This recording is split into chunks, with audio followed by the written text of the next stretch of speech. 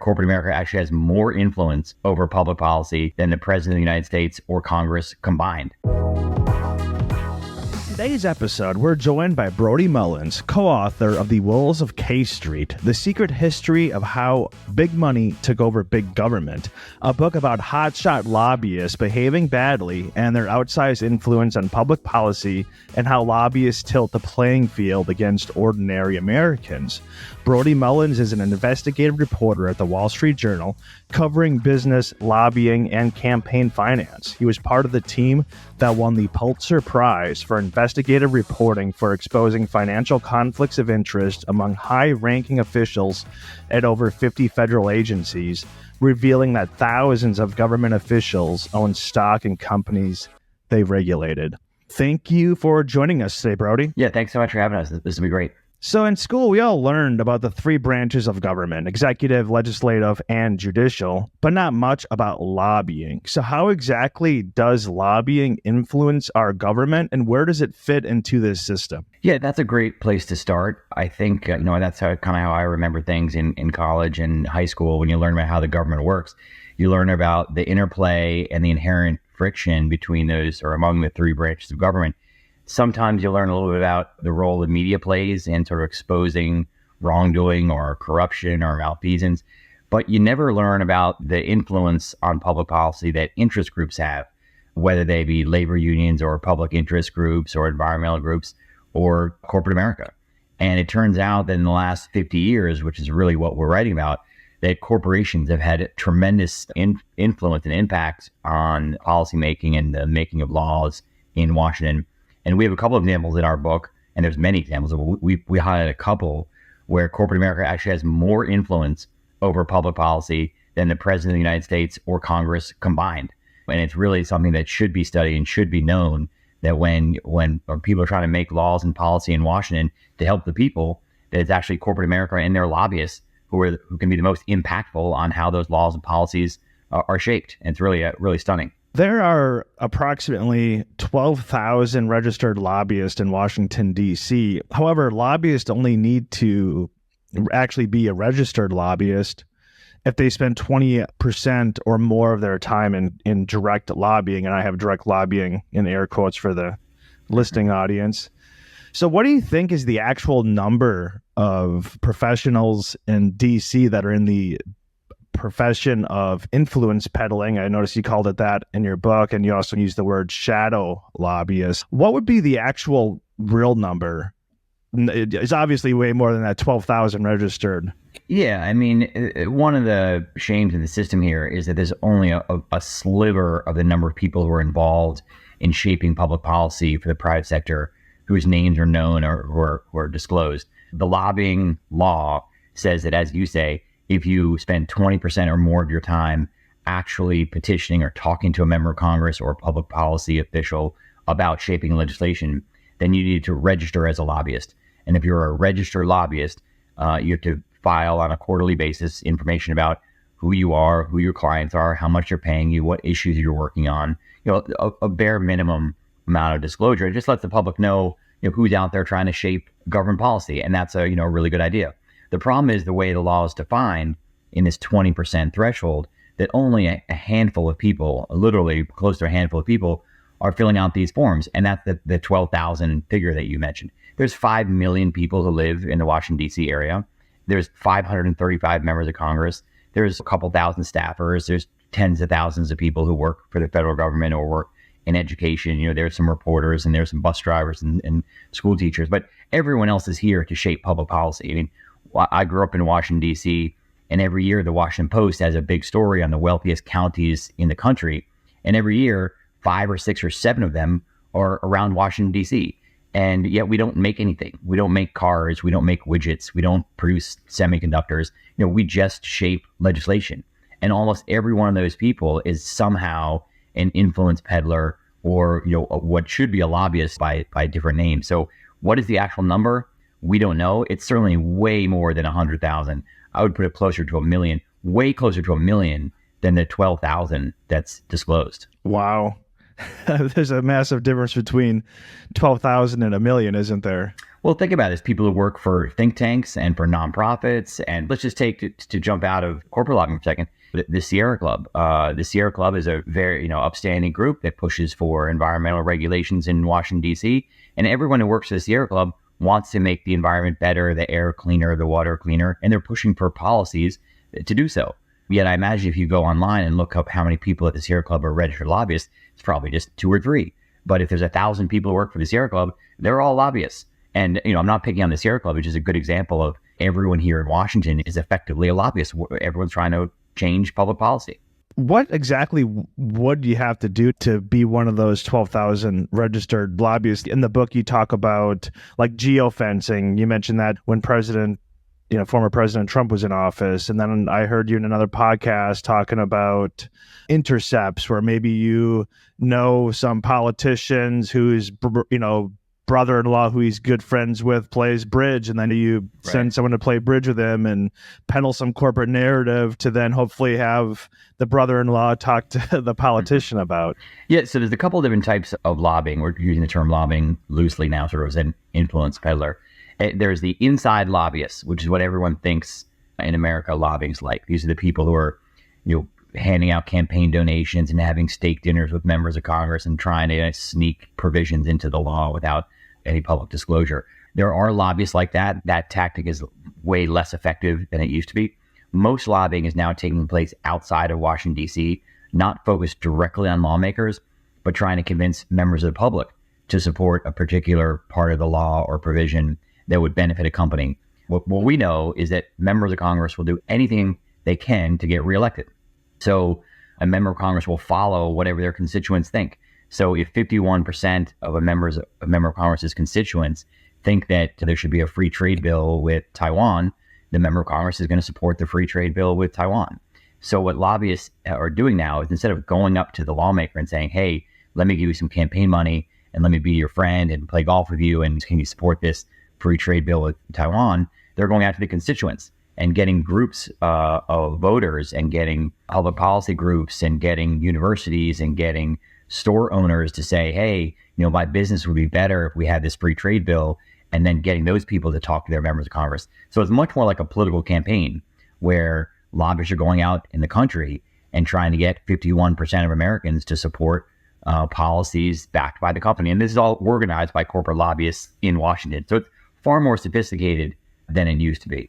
If you're talking, kind of the example I gave before about playing bridge with like the brother-in-law, whatever, since you're talking to the brother-in-law, is that not considered like direct lobbying then? Do you have to be talking to the actual politician themselves to be considered that's direct lobbying? To be considered a lobbyist, not only did you talk directly to the member of Congress or a policy official at the EPA, but you have to do that for 20% of your time, which is, a full 1 day out of a 5-day week. The lobbyists who I talk to, and I talk to a lot of lobbyists, who work for companies, they're full-time and they're registered lobbyists, they say, it's hard to actually have that many conversations with people. I mean, you need to prepare for meetings. You need to take an Uber to get to the meeting. You need to have a sort of download after the meeting. You need to have discussions with your client about what you want out of the meeting. So it's actually not that much time that lobbyists spend actually talking to members of Congress. So it's very easy for almost anyone, even people who consider themselves lobbyists, it's very easy for them to not register. And if you don't register as a lobbyist, your activities and what you do sort of fall underground. I mean, no one knows what you're up to.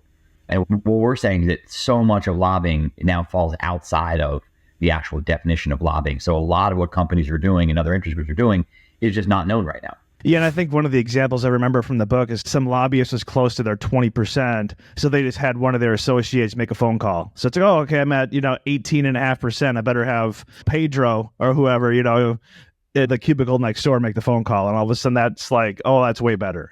I mean, it's just yeah. I'll give you some examples. Other examples I find interesting. I know a lobbyist who says that his secretary spends so much time preparing for meetings and calling up to Capitol Hill to set up meetings that he thinks that she actually falls under the definition of a lobbyist. So she is a registered lobbyist, even though she never goes up to Capitol Hill to make these phone calls or to make these lobbying pitches, just because she's communicating so much on the Hill and he wants to be safe. So that's like an example on one extreme. A couple of years ago, I looked at the top 50 business trade associations in Washington. These are like pharma, the drug industry, the tech industry, the manufacturing association, the the U.S. Chamber of Commerce, all the big advocacy groups in Washington on behalf of business that are here only to affect public policy change.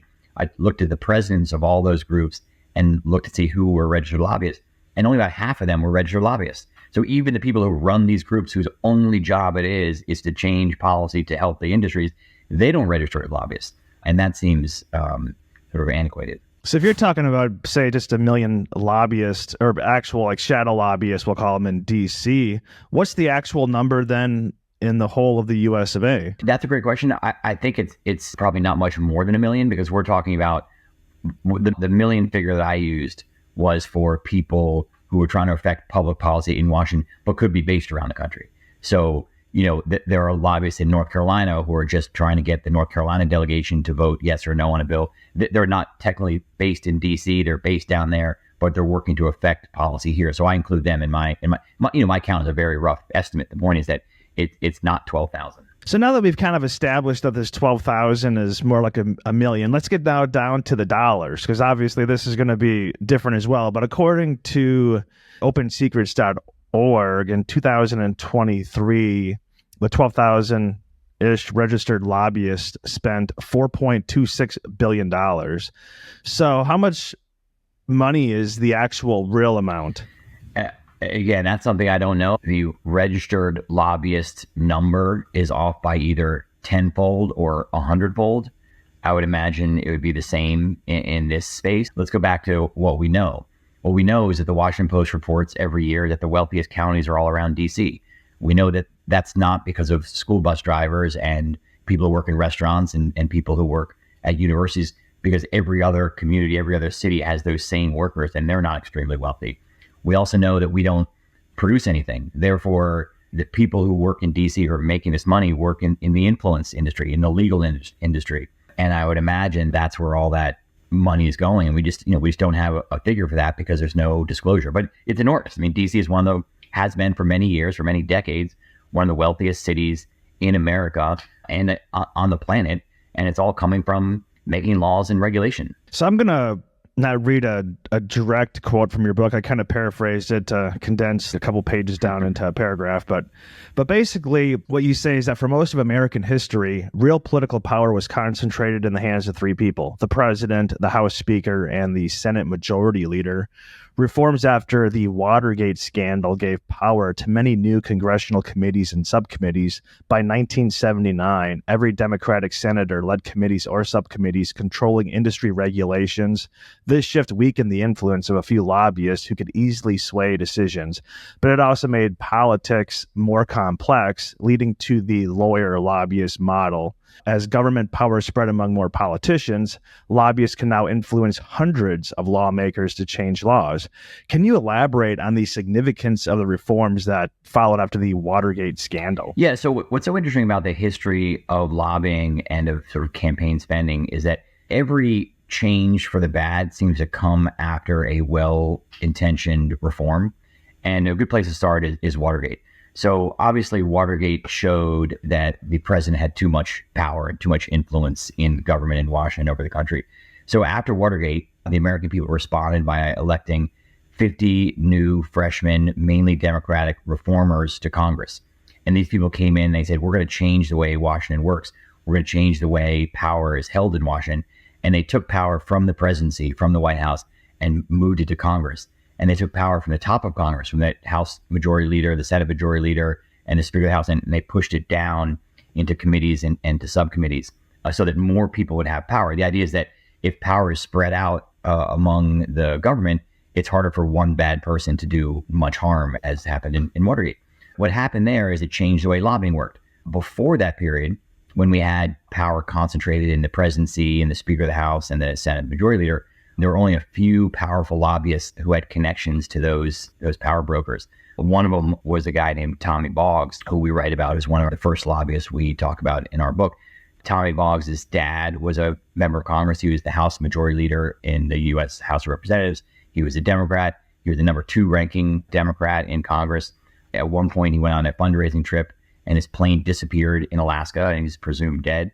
To replace him in Congress, the citizens of Louisiana elected his mom, Tommy Boggs' mom, to Congress. So this is like a true Washington insider who both of his parents are members of Congress. He grew up working for LBJ. He worked for LBJ in the White House. He knew Kennedy. He knew all the important power brokers. And therefore, he could get a lot done because he could make deals with a small number of people who held power. After Watergate, all of a sudden, power was held by hundreds of people in Washington. In fact, Tommy Boggs would tell a funny joke that after Watergate, when there were so many committee and subcommittee chairs, he would go up to Capitol Hill and yell out, "Hey, Mr. Chairman," and half the people in Congress would turn around because everyone was a committee chair or a subcommittee chair. And it showed that power was now all over the place. So Tommy Boggs is still a really effective lobbyist, but he couldn't know hundreds of people. So he had to hire other lobbyists. Companies couldn't get away with having just one lobbyist.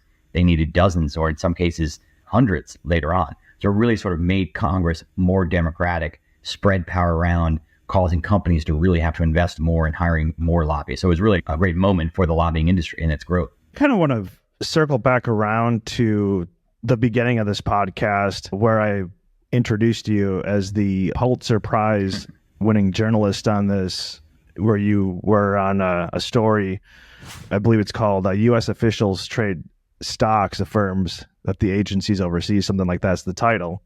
Anyways, basically in the story that you won the prize for, you investigated or looked at financial records of like 12,000 government officials, and 2,600 of them were senior federal employees, officials were involved essentially in insider trading, right? They're owning stocks in companies that they regulate, which if you do the math on that is like 22%.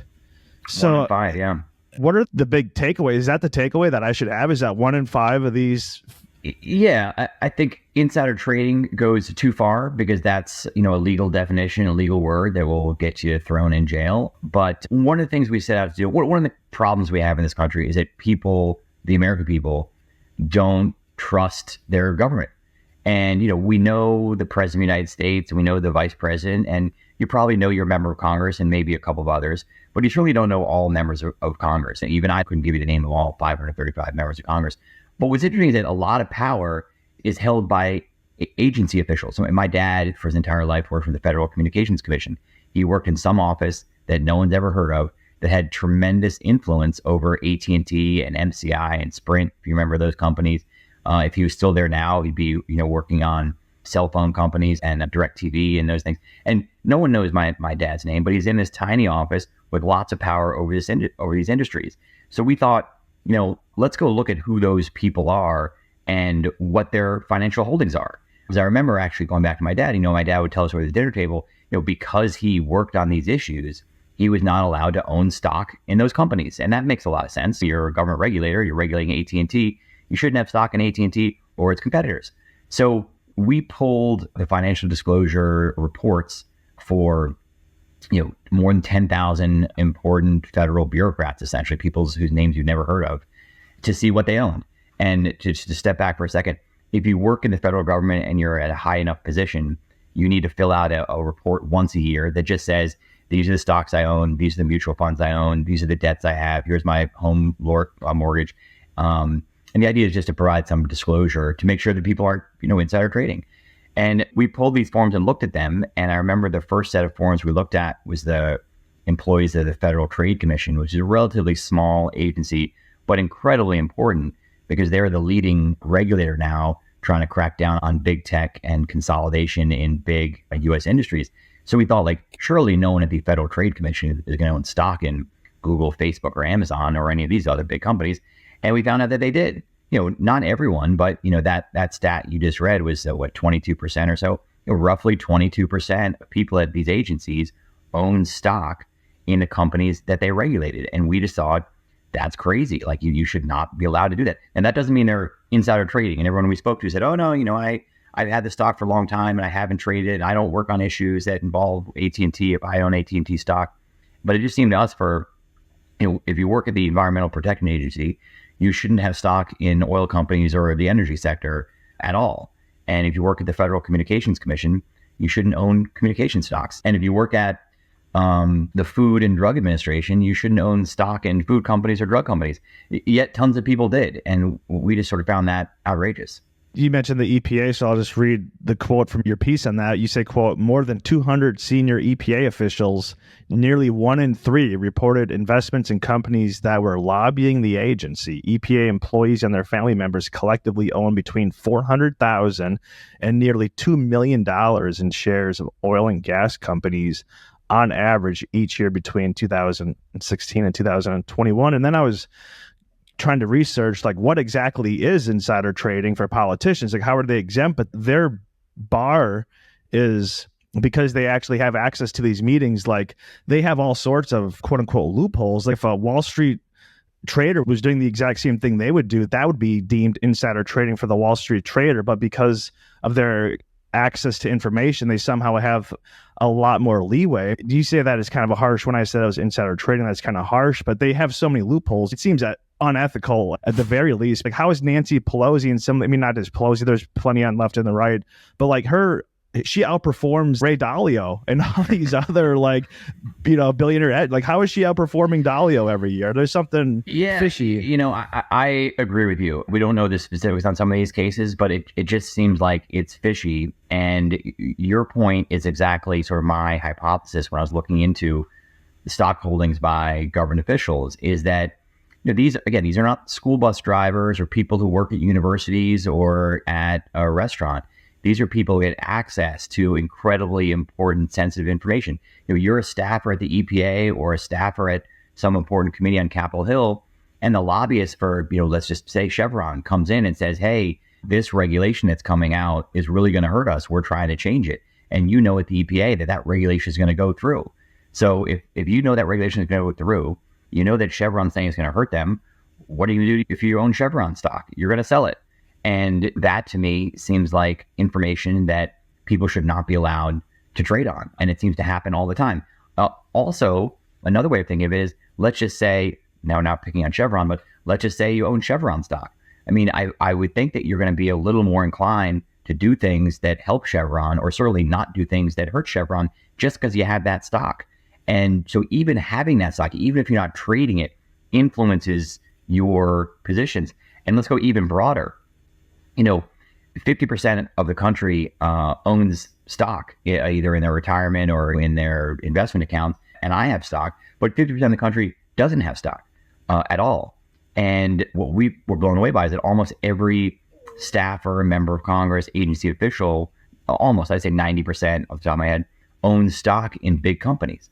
So what does that mean for you as a government official? It means that you're sort of siding with, or you have sort of a bias toward big companies and the stock market and investment gains. That's sort of your, you believe and you trust in the markets and Wall Street. And that's totally fine, except that there's lots of people who think that big companies should have more regulations, and that smaller companies, we should have more rules that help smaller companies get in those industries. So just having stock in the first place sort of shades your opinion on some of these big, important government industry issues. So anyway, I think the whole idea was sort of eye-opening to me, the whole investigation we did.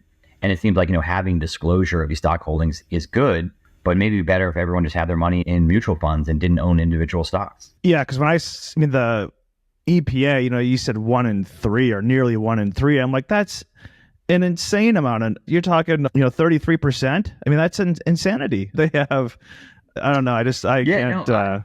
What you're saying is exactly right. I mean, my colleague, Rebecca Ballhaus, who helped put these stories together with me, she and I were sort of co-leaders on it.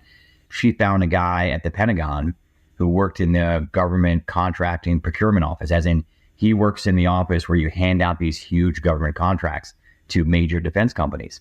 And he was buying and selling Lockheed Martin stock, which I think Lockheed Martin, is the second biggest defense contractor in the country, if not the first or the third. I mean, they are one of the biggest. And Rebecca called him and said, hey, we saw you're trading Lockheed Martin stock as you work in this office. And he said, well, first of all, I have no inside information. But what I do know is that we're constantly giving these enormous contracts to Lockheed. So I thought, I should probably buy some Lockheed stock. That mentality, I guess, while a good investment strategy, but just not the type of information that government officials should not be trading stock in companies that they oversee. And this guy was using that broad information he had to make investment decisions. And that just seems crazy to us. The reason I brought this up at this point in the podcast is I think you could ask almost anyone if you were to ask them about lobbyists, and they would think like, yeah, lobbyist equals bad. But then the fact is that 1 in 5 senior level officials, over 2,600 of them, have stocks and companies that they're regulating. And then it also goes back to the previous question I asked about how prior to the Watergate scandal that you essentially had 3 people that really made decisions, and now it's hundreds, maybe even, well over hundreds, right? So you just need to get to that one person that's a senior staffer to really, it seems like it's easier now to game the system, I guess is what I'm saying. Or do you disagree? How do you see that? It's hard to say. In some ways things seem better, as in back in the day when 3 people controlled government power. They could do anything they want, and there was very little disclosure. They could do whatever sort of insider deals they wanted. In a way, the government was more efficient. We're constantly in these fights over government shutdowns, and that didn't happen back in the day because the 3 people would just cut a deal. Today, there's a lot more disclosure. There's more people have their hands in public policy. That should generally be a good thing. The government is more democratic, and there's an insane amount of disclosure. I think a lot of people outside of Washington think that there's these secret deals going down in Washington all the time. And that's not true. I mean, most of what happens in Washington is played out in public. The House and Senate floors are broadcast on live TV constantly. Committees are on television, on C-SPAN. You can go on the internet right now and find out every single dollar that a company PAC has given out in the last 20 years to any single person. You can find out what registered lobbyists are doing. In fact, I think as a reporter, there's in a way almost too much disclosure, as in if you wanted to find out who was giving money to Joe Biden and you went to Joe Biden's most recent presidential quarterly fundraising report and printed it out, it'd be 10 feet tall. It's too much of how do you figure out what, patterns in that. You need to figure out a way to synthesize it and sort of create spreadsheets and databases. So that's good. There's a ton of disclosure, and that is progress. At the same time, there are loopholes, and there's areas where, because government power is so spread out, and because policy making and regulations are so complicated, that there's people whose names we've never heard of at the EPA crafting some regulation for the auto industry who owns Ford stock, and we're never going to know about it. So that part of it is a problem. Yeah, I always hear like people say like, oh, we live in like these insane times, and I'm thinking like in the 1960s, you had Vietnam, you had all these civil rights protests, there was bombings, you had a sitting president, JFK, actually get assassinated. And then the top candidate, and Yeah, and then we had Watergate, where we had a president get impeached. And then, like during JFK's presidency, he'd have mistresses going through these tunnels and like that stuff. Now, if people thought Clinton did was bad, like imagine what the media, imagine if JFK was doing what he's doing now with social media in 2024. I think there is a lot more transparency. Yeah, so I think the great question is it better now in terms of government ethics than it was before? And that question is so hard to answer because we see so much bad now. And in a way, we don't see some of the bad things before because there wasn't the media coverage of it. There weren't as many disclosure rules, and the media was different. From what I understand, like lots of reporters knew about JFK, but it sort of looked the other way because that's not what people do. If you think back to FDR, FDR had polio and was in a wheelchair most of his tenure in the White House, and the media sort of tried to make it seem that he didn't for the sake of the country. How crazy would that be now? A great story we heard in our reporting for this book was at some point when FDR was running for re-election, I forget which election, he needed money to finance his campaign. Like every politician today is constantly fundraising. And so he tapped one of his aides to go to New York to talk to a banker, a Wall Street guy who FDR knew, who wrote a $50,000 check. He took the train back down, and FDR had financed his whole campaign. One check from one millionaire at the time. That seems like a terrible system. But at the time, that's just how it worked, and no one complained about it, and everyone thought FDR was a great president. So, like, that type of scandal doesn't, that was not a scandal back then. That was just how things work. Now, if that happened, someone would go to jail. Yet we think the system now is worse than it was before. So it's a tough question to answer. You just said basically like the media would look the other way, and there's a quote from your book that I found interesting. I'll just read it. As a result of the new law, political fundraisers became legal sanctuaries where lobbyists could continue to socialize with lawmakers over food and drinks that they paid for themselves, precisely the type of activity that reformers have been hoping to eradicate. And in the book, you mentioned that you've been to some of these parties thrown by lobbyists. And I forget the exact quote. I was trying to find it this morning, but it was something about James Cordovich. And I think that she worked for like CNN or one of these major media outlets, and she basically said like she met half of her friends at one of his parties. And it's like, well, if your whole friend circle is these government politicians and other lobbyists and other, quote unquote influence peddlers, if you want to go back to another party, and like these are lavish parties, right? You're talking about full on bands and $1,000 bottles of wine in some cases. These are something that you want to be invited to. If you go out there and bash something, like, trust me, not only are you not being invited back to that party, but you might lose all your contacts. I agree 100%. That analogy, I'm a fan of the Washington Nationals baseball team here, and I've never been a baseball reporter, but if you're one of the reporters for the Washington Post or the Washington Times or whatever publication, ESPN, and you're trying to cover the Washington Nationals, you're in the locker room talking to these 20 baseball players. And when I read the story the next day, the stories are always very positive and how great someone played and how hard they played. And you read the stories, you're like, oh man, our team must be great. And then you look at the record, you're like, oh wait, we stink. I think it's the same way that reporters sort of are caught. They're going to these parties, they're talking to politicians, they're talking to the lobbyists, and it's very difficult then to step back and write negative stories because you're upsetting your friends, or maybe you're losing you're losing access. The Washington Post reporter who writes a bad story says that, hey, the shortstop lost the game last night because he made a bunch of boneheaded mistakes. The shortstop's not going to talk to that reporter anymore, and that's bad for the reporter in the long term. So does the reporter pull some punches? I think that happens a lot in political reporting, where in Washington, where you're going to these parties, you're friends with these people, you want the invites to keep coming, you want to be invited, you want to be in the room, and therefore do you write some of the negative things that you hear? I think a lot of times, people don't, and that's just sort of a problem with Washington, how it works. I don't see a great fix for that because everyone sort of still lives in this echo chamber here in Washington. So would you consider like CNN, MSNBC, and then Fox on the other side, since they're very entrenched in their political side, do you consider them to be shadow lobbyists? No, I wouldn't say that. I think that the media, that companies definitely try to use the media to get their messages to people on Capitol Hill. So if you're a lawmaker in Capitol Hill or a staffer, you're getting your information from a couple of different channels. You're hearing from lobbyists. Hopefully you're hearing from actual constituents. You're hearing from your colleagues. You're probably hearing from your family. And then you're reading the local newspapers. And the local newspapers in Washington that cover Capitol Hill very intensely, like Roll Call or Punch Bowl or Axios or Politico, are read widely by staffers. And lobbyists know that. So lobbyists like Jim Cordovich, the guy you just mentioned, try to befriend these reporters to try to get their messages on behalf of their companies sort of through the media to lawmakers and to their aides. So maybe it'd be beneficial to your client to say, hey, this bill that would regulate some industry, has no momentum, and the subcommittee chairman is not going to have a hearing on it, and therefore it's probably not going to go anywhere. And if you can get that story out to someone on Capitol Hill, then staffers and members are less likely to support that bill because, Politico said this bill is going nowhere. Why would I waste my time with it? So there's definitely a lot of effort by companies and lobbyists and their media strategists to try to get their messages, try to influence reporters to get their messages to eyeballs. But I wouldn't call them lobbyists. I would just say that they're constantly trying to be used by lobbyists to get messages to Capitol Hill.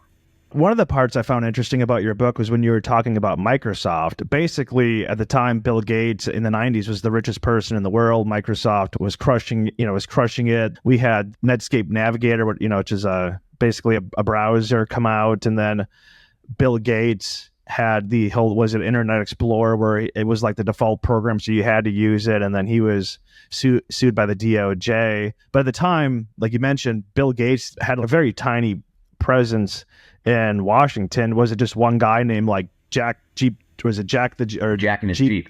Jack in his Jeep. And then Google basically learned from the example, learned from what happened to Microsoft. And then you mentioned that today, big tech is actually the largest campaign donor, and big tech also spends more money on lobbying than any other industry. Even though they spend all this money, I think both Republicans and Democrats have some issues for different reasons. But, we're in 2024, nothing's happened to them. So it seems like it's money well spent. 100%. Great investment. So you're exactly right. So this all started with Microsoft. So the tech industry is sort of a unique industry in the US in that, one, they are very new, one of the newest industries, obviously. They are based very far from Washington. They have very little overlap with Washington. It's a complex industry, that you need to be an engineer or a computer program to figure out, to make your way in the industry. People in Washington are rule makers and lawyers. They're sort of in a different category of work. And so the tech industry always wanted to stay away from Washington. They thought they were the smartest people in the country. They didn't want any rules and regulations. They said, okay, Washington, you just stay where you are, and we're going to stay where we are, and let's never mess with each other. And then Microsoft was accused of being a monopoly, and the Justice Department filed several lawsuits, and states filed lawsuits against Microsoft. And Microsoft's attitude was, just stay away from us, don't bother us. So therefore, they didn't have any lobbyists in Washington except for our friend Jack and his Jeep. The point of Jack and his Jeep is that they had one lobbyist who barely had an office in D.C. He would ride around in his Jeep going to meetings, and he had sometimes have meetings in his actual Jeep. So other companies refer to Microsoft's lobbying team as Jack in his Jeep. Just shows you how small and poorly funded the lobbying organization worked. And as a result of that, though, people in Washington got pissed off and didn't really have relations with Microsoft. There weren't any friendships or ties, and Washington came down really hard on Microsoft. Microsoft ultimately escaped the antitrust lawsuit, but it took them 10 years worth of fighting, cost them millions and millions of dollars in legal fees. And other tech companies then realized, hey, let's learn from that mistake, exactly as you just said. So when Google came along, and Google was trying to create a big tech presence in the country, they said, hey, let's invest in Washington also. Let's hire lobbyists there, at least so we can take the temperature, at least so we can know if there's a threat coming. And in their case, not only do they see threats coming, but they're able to relatively easily defeat potential antitrust lawsuits and enforcement actions from the FTC and DOJ, precisely because they had invested in Washington, had lobbyists here, it had eyes and ears, so they could see threats coming before they are actually mounted. And the tech industry today has followed that model. They are the biggest spender on lobbying in Washington, or one of the biggest. They're the biggest source of campaign contributions to every presidential campaign that comes around, including Joe Biden's. And, surprise, surprise, Congress and the president has never cracked down on big tech. There's lots of people saying the tech industry is too big and too powerful, has too much influence over the economy and the lives of everyday Americans. Yet Congress has failed to do anything. And I think that's exactly because they have invested so much money in lobbying and influence peddling in Washington. You basically say today, a lot of these lobbyists are lobbying against other corporations. So it's like corporation versus corporation, where you said a lot of people think that they're actually lobbying for, against the government for less regulations or whatever. But oftentimes they want more regulations because that way they can keep out the smaller competitors. And I was kind of thinking recently with the whole TikTok thing, it's you have these other tech companies that want TikTok banned, and then they want to, say it's all Chinese interference, even though ByteDance is the parent company of TikTok and this is a different subdivision. But it seems to me, TikTok is just destroying them. They're taking their views. So they're like, okay, we're just going to regulate TikTok out of existence, get rid of the competition, say, that, Xi Jinping or whoever is sitting there looking at the data when that's not really what's going on. Yeah, I think that's right. I think, when I first started covering lobbying, I thought, which is 20 years ago, I thought companies have lobbyists to prevent regulations, to prevent people from increasing their taxes or putting new regulations on them or cutting off their access to markets. But in fact, today, a lot of lobbying is on the offensive. So companies used to be on the defensive, blocking regulations and blocking tax increases or fee hikes. And now they're coming to Washington proactively to change rules and regulations to help themselves, which is fine, or oftentimes to hurt their competitors. And I think the TikTok example, could be a good one, where people are, a good example was actually the tech industry in 2012, when the tech industry was in its infancy and Google and Facebook and Amazon were just starting to grow. or barely were alive. Some of those companies, and the larger copyright companies, the companies who held copyrights, like Rupert Murdoch's News Corp, like Hollywood, the movie industry, people who owned information that the tech industry was going to take and put out for free, saw the threat coming of big tech, and they tried to pass a bill that would make it harder for the tech industry to grow. So this bill, which was a anti-piracy bill, was created entirely by these big industries to try to block a competitor, to hinder a competitor. That bill failed. The tech industry continued to grow, and now the tech industry is the biggest lobby here, and not the movie industry, or not Rupert Murdoch, or not the music industry. So that's just one example of how competitors try to use Washington to change the system. And I think if you're a Republican or a Democrat, there's something wrong about that. Instead of just companies fighting it out in the marketplace and letting the best company win, which is certainly what conservative Republicans would think, a lot of these companies are coming to Washington and trying to find gains over their competitors using public policy fights and using lobbyists. And that's not how the private marketplace should work. So I have another, not quite quote from your book, it's paraphrased, but basically you say that the expansion of federal regulations in the 1960s and 1970s, driven by the belief that businesses could remain profitable despite higher costs, soon became burdensome. Compliance costs surged, with spending on air pollution controls rising 150% from 1970 to 1974, and manufacturing firms dedicating significant budgets to pollution controls and safety equipment. And it seems like now, so like, at least from reading your book, with my interpretation was at that time you had FDR, big government, a lot of regulations. And so maybe it was a little bit overregulated. So then the lobbyists were going out to get rid of regulations. And now we're at the point where they're like, a lot of the regulations maybe are gone, or the regulations that we have been written by a lobbyist in order to fight their competitors. There's always a fight between regulators and industry, and I think it's sort of in the eye of the beholder. I think companies still think there's too many regulations, and I think regulators think there should be more regulations. But historically, you're exactly right. From the 1930s to the 1960s and most of the 1970s, the government was growing very quickly. I mean, the rules and regulations over industry were being created. Constantly new agencies were being created. The Environmental Protection Agency, the National Highway Safety Authority, the whole federal bureaucracy really grew from the 1930s to the 1970s. And for the most part, companies were fine with that. Companies were making lots of money. They were profitable. They cared about their community. They cared about their workers. And yes, they fought with labor unions, but generally everyone was sort of on the same team because the country was doing well, companies were doing well, people were making money, the companies fought the Little League team, and everything was great. So that when some of these new regulations came along, companies really didn't fight them that much. Things changed in the 1970s when the economy cratered, and with stagflation and inflation, corporate profits evaporated. And all of a sudden companies looked around and said, corporate executives looked around and said, hey, what gives here? What's the problem? And they saw how much money they were spending to comply with rules and regulations, and they saw their enemy was the government. And like any good business people, they invested in solving their problem. And that meant putting money and investment into lobbyists, into campaign donations, and trying to fight off those regulations, which they did fairly successfully. What's changed between then and now is that I think, as you say, a lot of those regulations have sort of been kept at bay, although there's always new regulations coming. And then now companies more and more have realized that they can create regulations to hurt their competitors. I mean, look at the banking industry. We went through the financial crisis of 2007 and 2008 and 2009. Congress responded by passing the Dodd-Frank financial regulation law. But now we still have these 5 major banks. There's only a few number of big investment firms.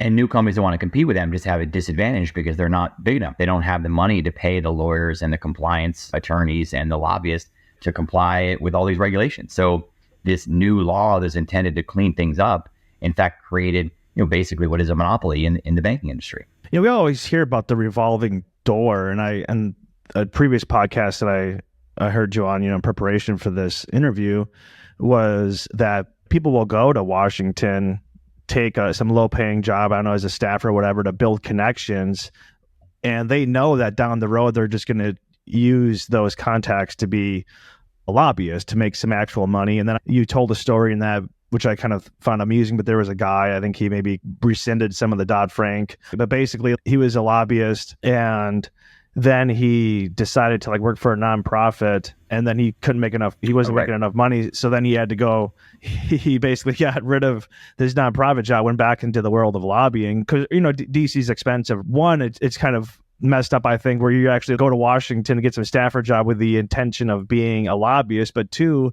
how effective are you really?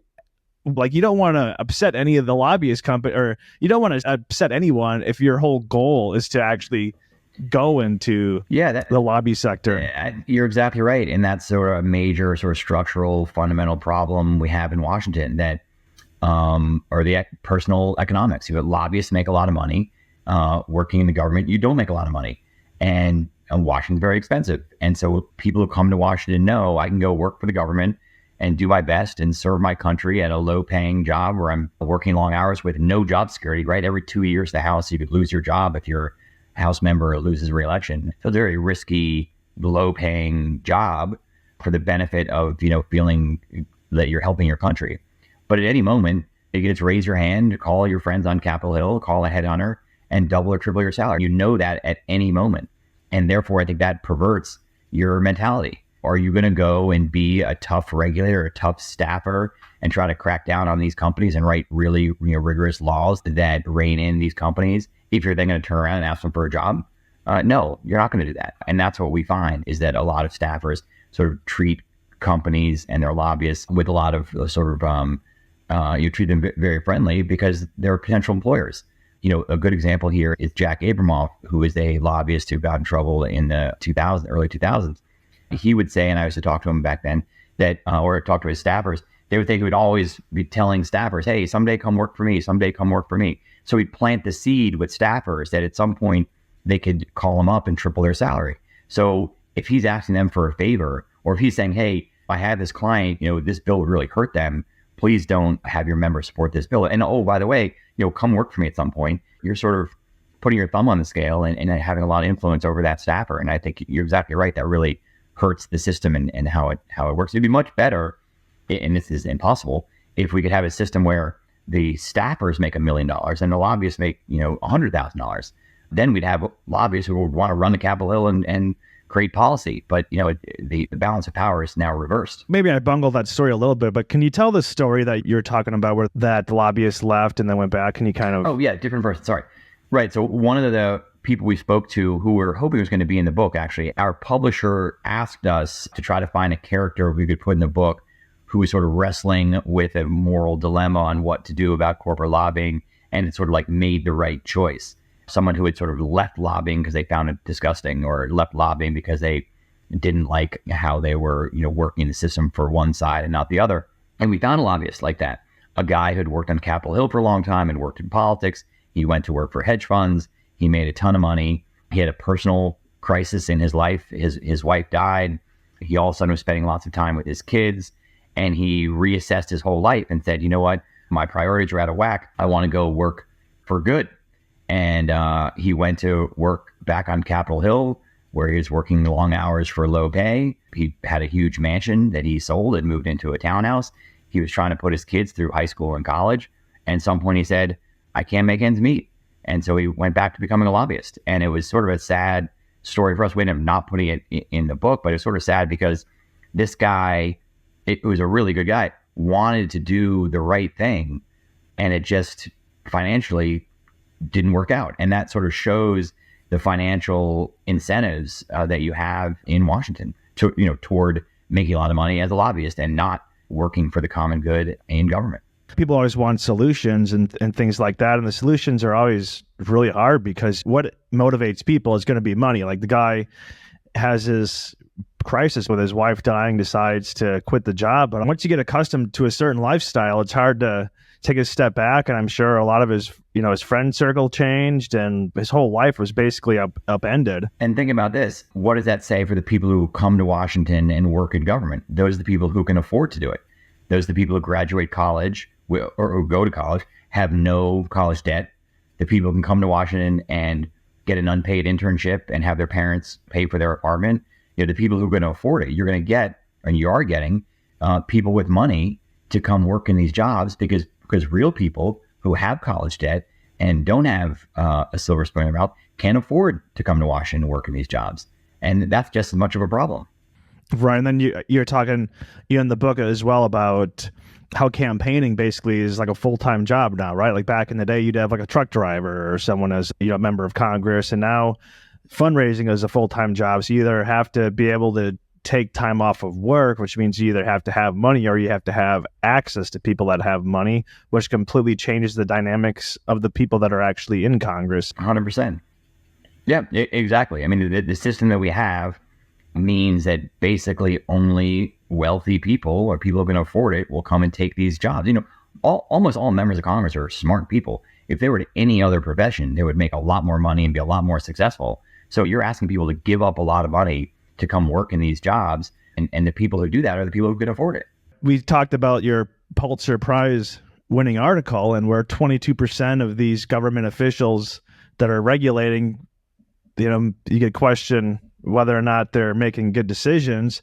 Do you think that 22% of lobbyists have a conflict of interest, or is it 100%? There's got to be some good lobbyists that are out there, right? Or is it, who is more corrupt, I guess I'm asking? Is it 22% of the members, or is it the lobbyists? Yeah, to be clear, we're not saying that lobbying is inherently corrupt. There are bad people in every profession. I have covered Capitol Hill for 20 years. I've always thought that about 1% of members of Congress are probably doing something wrong that should be worthy of a front page story in the Wall Street Journal. I think lobbying is probably the same. It's probably about 1% of people who are going too far. There's lots of other good people in lobbying, and the lobbying profession overall, while certainly gets a bad name, is constitutionally protected. People in America have the right to petition their government. Campaign donations are protected as free speech. The problem that we have is that it used to be, until 20, 30 years ago, that companies were out there with their lobbyists pushing on for public policy, and so were public interest groups, and so were environmental groups, and so were consumer groups, and so were labor unions. Everyone was sort of pushing to try and create an equilibrium. Today, we don't have a fair fight. Labor unions don't have nearly the influence they used to have. Consumer groups don't have the influence they used to have. Environmentalist groups are not as influential as they used to be.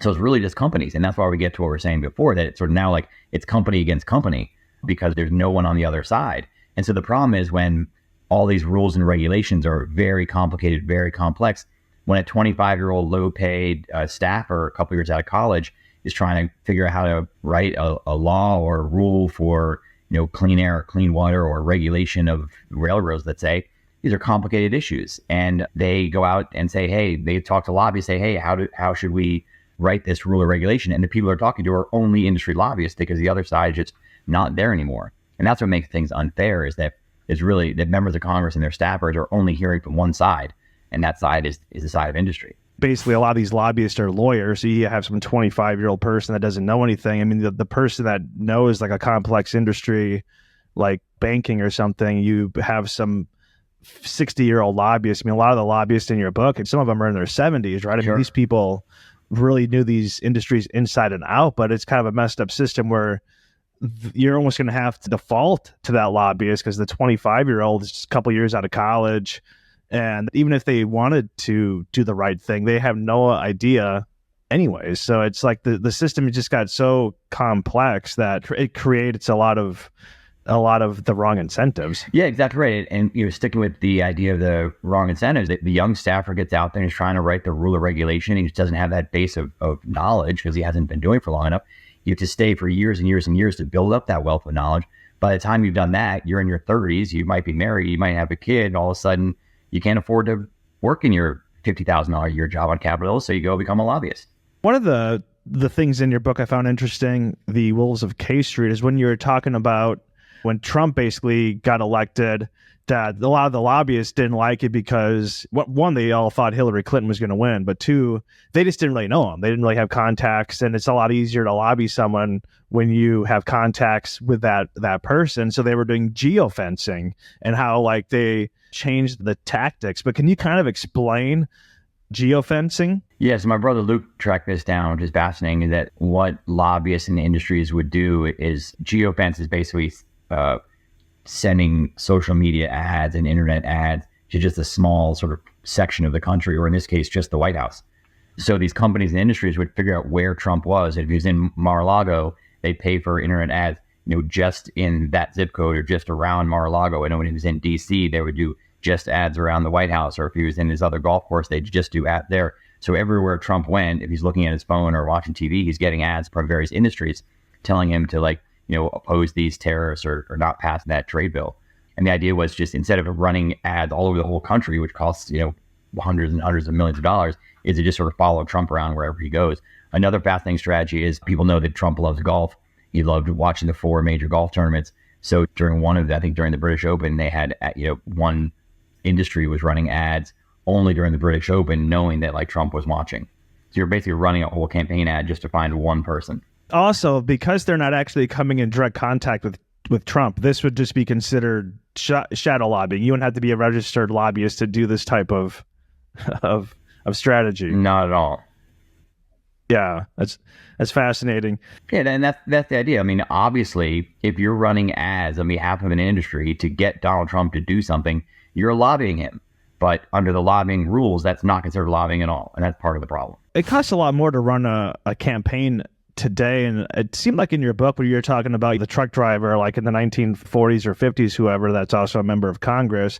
Did you basically say that as soon as TV became a big medium, that the TV ads are so expensive to run that all of a sudden was that like the driver of how campaign finances exploded? I think that is the case, that members of Congress will do whatever it takes to get reelected, and to get reelected you need 51% of your constituents to vote for you, and to get 51% these days you need campaign ads.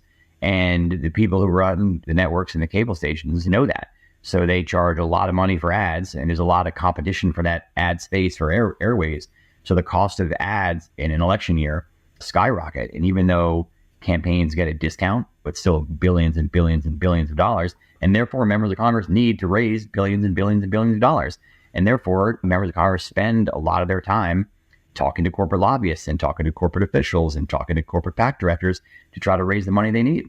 In 2024, how does the cost change then, where a lot of people aren't actually watching live TV minus sporting events? It's streaming, it's social media. Has that increased the cost? Now you have to have so many different platforms and mediums to really reach people versus having, back, especially when you had 3 TV stations back, before the 80s, whatever. Yeah, no, the cost curve has not come down. Now you need your network ads, you need your cable ads, then you need your internet ads, then you need your social media ads, then you need your geofencing, and then you need, my kids get all my kids obviously aren't old enough to vote, but when they are, they get all their stuff on YouTube or on TikTok. So, I mean, there's a big debate in the White House now, how much resources are going to put into doing presidential campaigning over TikTok, because that's where younger voters are. So yeah, there's always another channel, another channel, another channel. So the costs just go up and up and up and up. You've been to some of these parties, like I mentioned before. What's the most outrageous thing, if there's anything that sticks out that you've ever seen? I mean, like you said, you actually knew Jack Abraham. Was it, how do you pronounce his last name? Abraham. Right. I mean, he was portrayed in a movie, with Kevin Spacey, was a Casino Jack. Correct. But do you have any outrageous firsthand stories at all that you'd like to share? I don't think there were parties I've gone to are that opulent in terms of the expense. I mean, it's not like these are parties with midget tossing and yachts. In DC, it's not about the money. I mean, those are sort of like Wall Street hedge fund parties. In DC, it's more about the power. It's the people who are there. It's the vice president, the chief of staff is there, someone whose name outside of DC no one knows, but in DC people know, and there's an important person, or someone's campaign director, or a big fundraiser, or even a big lobbyist. So it's more about the powerful people who are there and less about the actual expense. For example, some of Jim Kordovich's parties that we talked about, yes, there was champagne, and yes, there was a band, and yes, there was, steak. But that wasn't what was important. What was important was there's a columnist for the New York Times, and there was a producer for Meet the Press, and there's the ambassador of Saudi Arabia. Those are the type of figures that make sort of for a powerful, influential, and sought after party in Washington. Brody, you co-wrote your book with your brother Luke Mullins, the full title, The Wolves of K Street, The Secret History of How Big Money Took Over Big Government. And you two wrote this book for 7 years. Did the narrative change over that 7 years? Did you go in with we're going to write a book about this, and all of a sudden 7 years? I mean, 7 years is a long time. So how did the book kind of ebb and flow? Yeah, that's a really interesting question. It definitely changed. I think when we started, we had some ideas, as in, I had written a couple of stories for the Wall Street Journal about 2 or 3 lobbyists who ended up being main characters in our stories. We sort of knew or thought, hey, let's write the rise and fall of these 3 characters, and this could be a great cinematic book. And then our publisher, Simon & Schuster, said, hey, let's go figure out something deeper. What is this? Are we in some period? Like what's going on in lobbying? Are there things that sort of, is there like a deeper, more important story to learn? So we spent about a year reporting that and found out kind of what we talked about, that we're now in this era of corporate power. We thought corporations had always been powerful. It turns out an era. So then all of a sudden we're writing about an era with important lobbyists or interesting lobbyists who we're writing about. And then at some point later in the process, we realized, oh, wait a second, we're writing about the rise of corporate power in Washington. Now all of a sudden there's a decline of corporate power in Washington. So this era that we're writing about is possibly coming to an end, or at least showing signs of weakness. The corporate power is waning. So that sort of all came together nicely for us. The more reporting we did, the more our stories and our characters sort of fit together. So, one way of answering your question is, at the beginning, we didn't know how it was going to end. We just sort of launched our reporting and our writing. And I think we didn't start writing until our reporting was basically done. But everything sort of fit together nicely at the end. One of the things that I think wish we'd done some more on, and maybe I'll write a second book about, is this last part, the waning of corporate power, because that's going to be the most fascinating issue of the next 20 years, I think, of in our lifetime, is will this battle over bigness of companies, will the U.S. government and the people continue to turn against big companies and say, hey, it's time to rein in these big companies? And that's sort of the next fascinating question. But overall, I mean, it was a super fascinating process, and I really loved working on it and loved working with my brother on it. I was reading a 2014 study that was published in the Election Law Journal, which is a peer-reviewed law journal, by the way. And it was researching the impact of lobbying, and they concluded that there's no linkage between the lobbying resources brought to bear in DC and policy outcomes. And it made me think of when you're talking about Google. Well, Google will fund a nonprofit to publish stories that benefit Google. I mean, do you really? What would you say to the researcher that wrote that article? I mean, obviously, I would have to read it, but it definitely seems out of date. Or maybe it's, again, I'm speculating. I haven't read it. Maybe they're looking at the actual money spent on lobbying, as we've discussed, and so much of real lobbying doesn't fall in those categories. But I mean, I think that the amount of money that companies spend in Washington has a direct impact on policy for 2 reasons: one anecdotal and one not. If companies weren't getting a bang for their buck in lobbying, they wouldn't be lobbying. They'd spend their money elsewhere. I think they're here because they're getting so much benefit.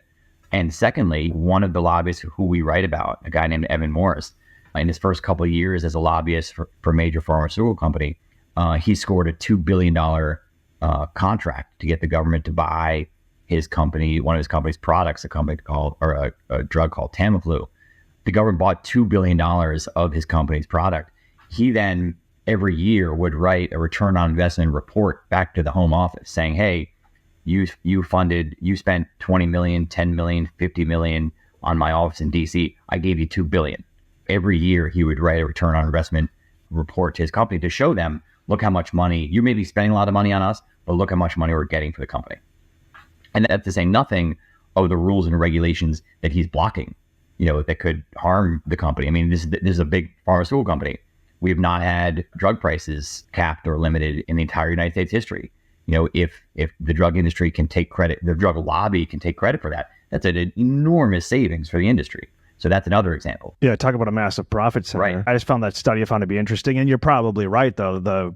Based on the research methodology, that they're looking at registered lobbyists, and they're looking at everything that's by the books. But like you mentioned, I mean, if you have 12,000 registered lobbyists and you have 1 million that are doing shadow lobbying, how good is that research article? That's where you have the gap between research, or between theory and reality, I think. I think we went a little bit over the hour, so I want to get you out of here. I have two final questions. So the first question for you, Brody Mullins, is where can people buy your book, The Wolves of K Street, get a hold of you? Where do you want to send people? And then secondly, leave us with a final thought that's either related to The Wolves of K Street or something that you're working on that's on your mind, whatever. The book is now available for purchase anywhere. Amazon, bookstore, your local bookstores. You can buy it anywhere you want.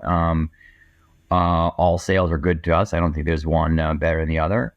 Secondly, I'm now trying to work on this topic of antitrust and changes in antitrust. I mean, antitrust is a pretty boring legal term, but I feel like, as I mentioned, the next 5 or 10 or 20 years, the battle over the bigness in our country is going to be an amazing economic fight. We have all these big companies. We've got 5 big airlines and 5 big banks and 5 big tech companies and 5 big railroads and, on and on and on. And I think more and more Republicans, Democrats, and Americans are saying, hey, that's not right. We've allowed, the government has allowed, Republicans and Democrats have allowed companies to grow so big and to concentrate their economic power, where we have these hugely influential companies in all these industries. And I think the American people are turning against that.